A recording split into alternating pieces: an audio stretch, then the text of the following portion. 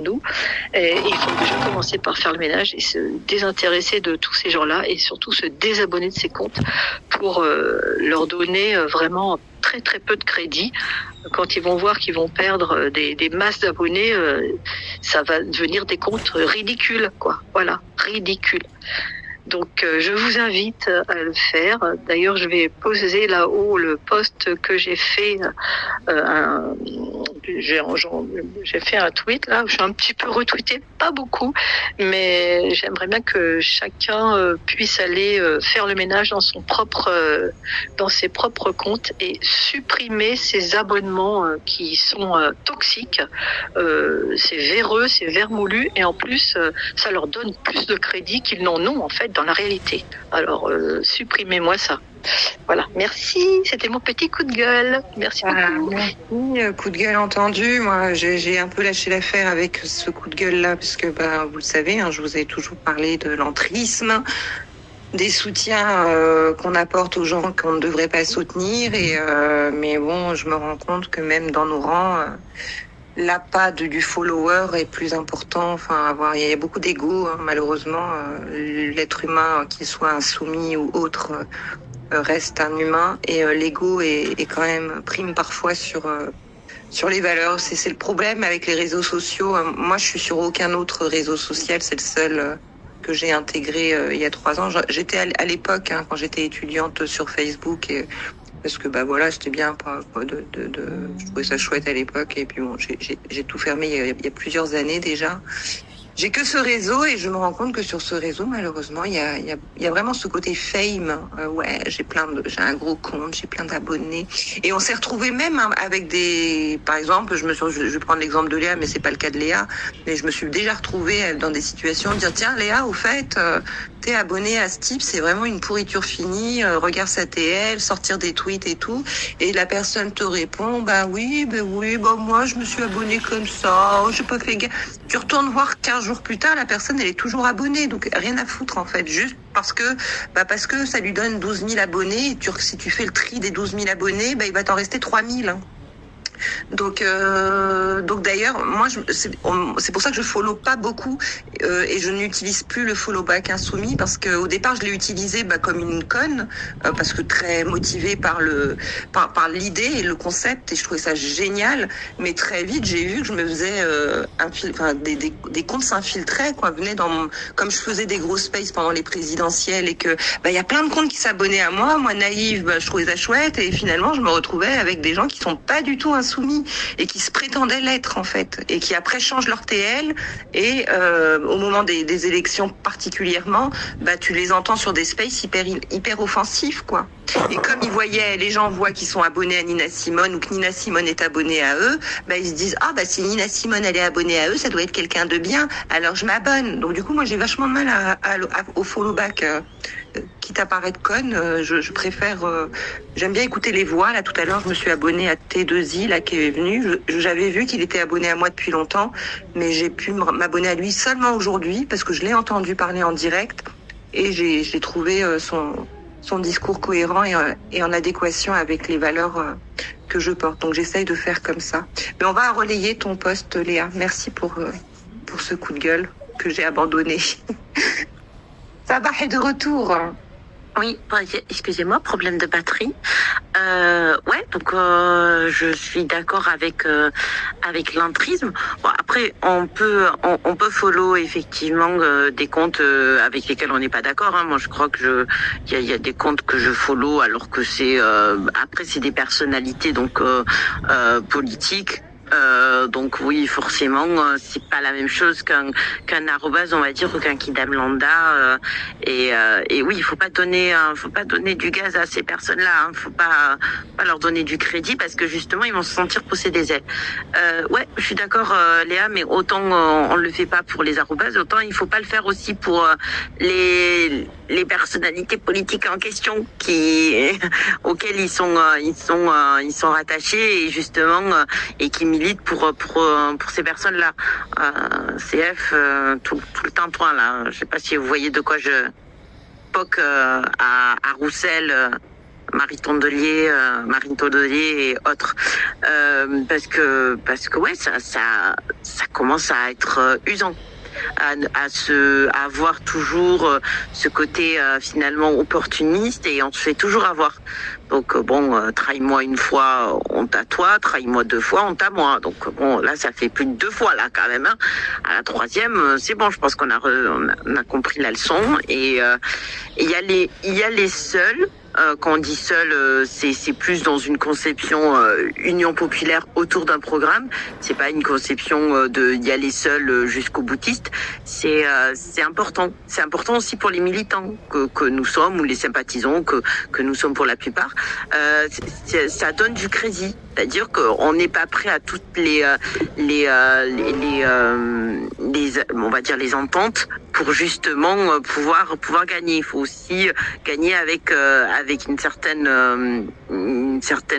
idéologie, avec une certaine volonté de porter un message, de porter un programme. Donc ouais, moi je suis plus pour ça, parce que là il y a les municipales qui se préparent. Donc déjà on sent les attaques. Hein. Ça commence à venir de toutes parts. Si on commence à aller vers les uns et les autres et avoir des tractations avec les uns et les autres, les gens vont plus s'y retrouver, surtout après l'épisode du NFP. Donc déjà la NUPES, le NFP s'est passé juste, et parce que l'heure était grave. On le dira jamais assez, c'était important de le faire, mais là pour les municipales il faut y aller avec un programme, avec une volonté locale, une volonté de porter une politique locale cohérente, de justice sociale, d'antiracisme, de services publics qui sont dignes de ce nom. Donc je suis plutôt dans cette droite ligne. Donc je sais pas si d'autres le sont, où ils sont plus pragmatiques et dans une vision plus on va dire politico-politicienne, sans être péjorative.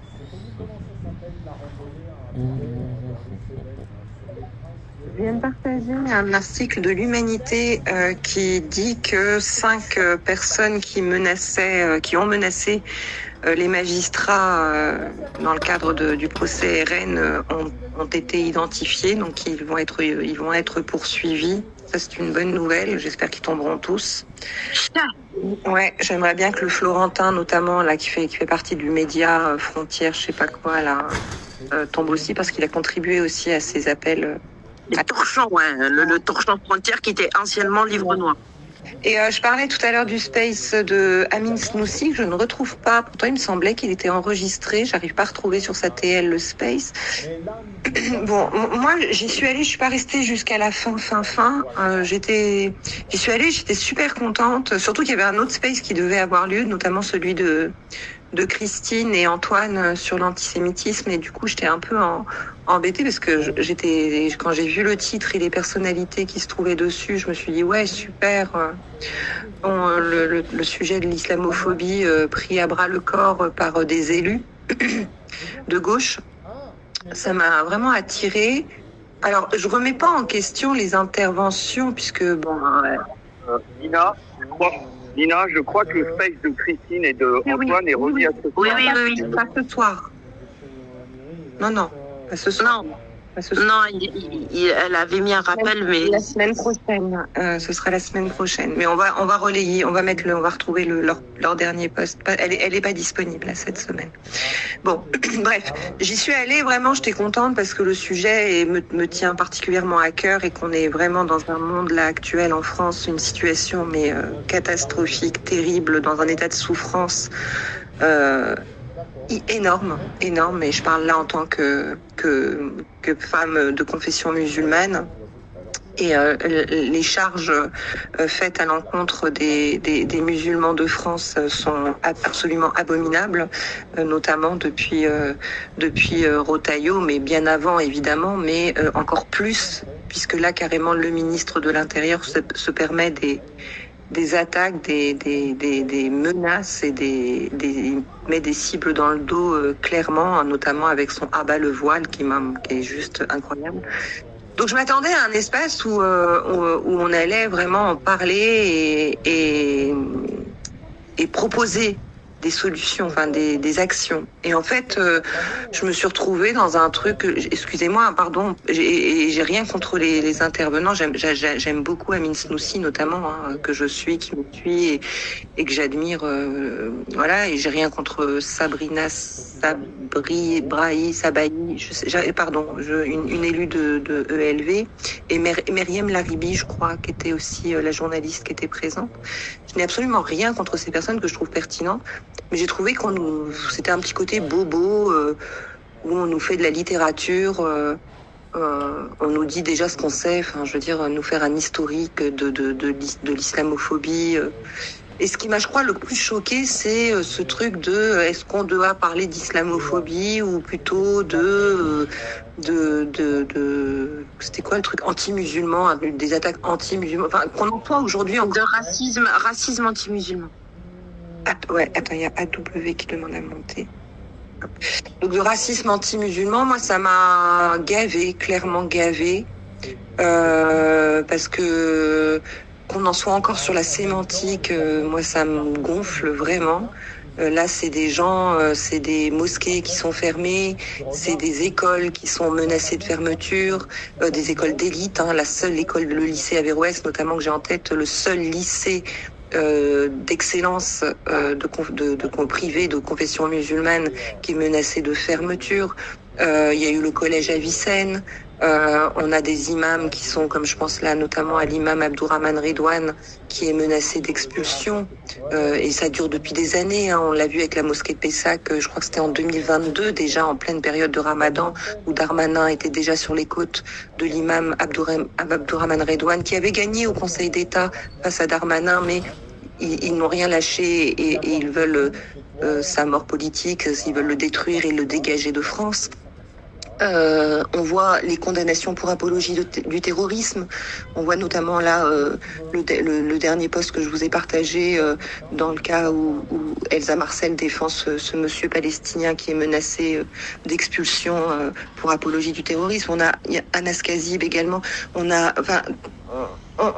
est tous consternés. Il n'y a pas un jour où j'entends pas parler d'islamisme, islamisme, les islamistes, la religion, l'islam est dangereuse, l'islam inculque des choses criminelles, l'islam en veut aux femmes, l'islam veut qu'on égorge les gens. Enfin, il n'y a pas un jour où j'entends pas des choses mais abominables. Avec des amis, pas forcément de confession musulmane. Encore hier, j'ironisais en disant aujourd'hui, les beaux jours arrivent, tu te retrouves invité à un barbecue, les gens bienveillants souvent te demandent est-ce que tu manges du porc. T'en es presque à bégayer. Presque t'oses pas dire je mange pas de porc, limite une amie m'a dit tu vas limite dire que t'es végane juste pour pas dire que tu manges pas de porc parce que tu serais parce que t'as toujours cette gênance en fait, parce que tu sens que ça suscite quelque chose chez l'autre. Tu sais, tu fais peur quoi qu'il arrive, tu sens qu'ils ont tellement ancré dans l'esprit des gens que l'islam et les musulmans étaient l'ennemi à abattre, le danger pour notre nation, que ça me tue. Donc cet espace hier, vraiment j'étais tellement contente qu'il soit là.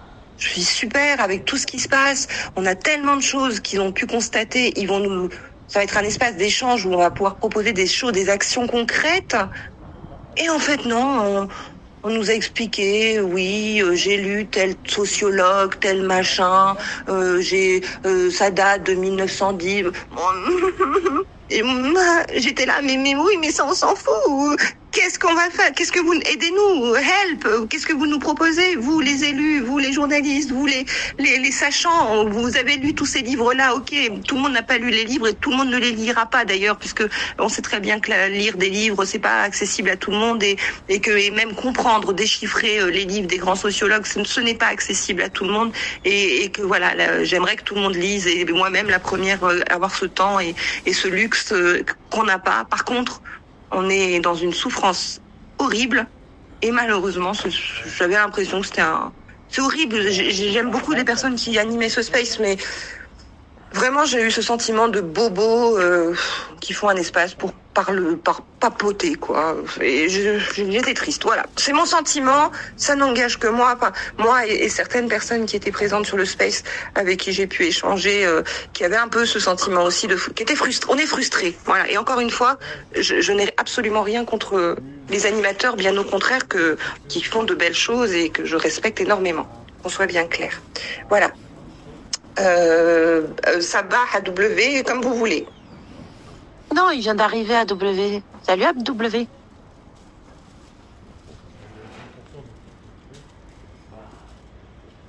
À W. Oui, salam alaikum. Ouais, je suis monté par rapport à ce que tu dis, Nina. Je t'ai envoyé en privé le space que tu retrouvais pas. Donc je te l'ai envoyé en DM. Si jamais. Super, bien regardé. C'est le partage. Voilà. Merci. Celle qui est sous ton lit. Ah oui. Hein?